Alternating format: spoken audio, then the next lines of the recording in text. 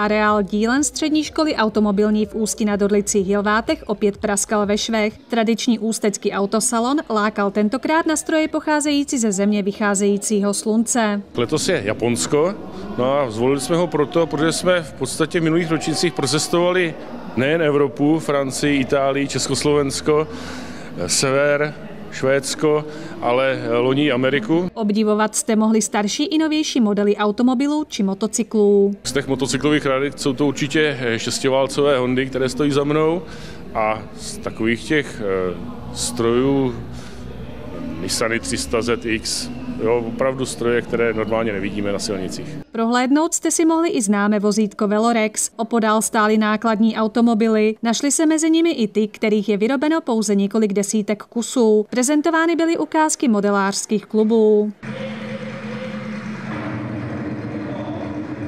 Na své si přišli i milovníci moderních strojů. Součástí každého autosalonu v posledních letech je část elektromobility, takže je tady řádka Tesel, které nám prezentují takový nový směr mobility.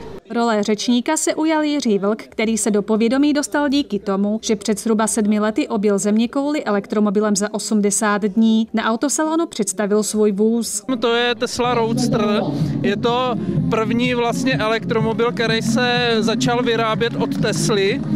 Bylo jich vyrobeno 2400 kusů. S tímto vozem jel tento propagátor elektroautomobilů 2 velké mezinárodní závody. Jeden byl E-Tour Evropa, 3000 km kolem Evropy, a druhý byl z Kyjeva do Monte Carla, takže to má vlastně trofej i od prince Alberta v Monaku. Den nabídl nadupaný program. Vedle tradičního doprovodného programu kaskadérů na kolech i motocyklech se tady objevili samurajové, kteří nám ukázali svůj souboj, a karatisté. Užít jste si mohli vyhlídkové lety vrtulníkem či pohled z 95 metrů vysokého jeřábu. Ti, kteří raději zůstali při zemi, vyzkoušeli jízdu americkým školním autobusem. Se řídí určitě perfektně, to je jako rozhodně. Myslím si, že máme i spoustu spokojených zákazníků, který jsme tady oslovili dnešní jízdou, okružní jízdou po Ústí nad Orlicí, což si myslím, že bylo úplně perfektní. Není pochyb, že letošní ústecký autosalon nabídl pestrou jízdu do světa automobilů a motocyklů.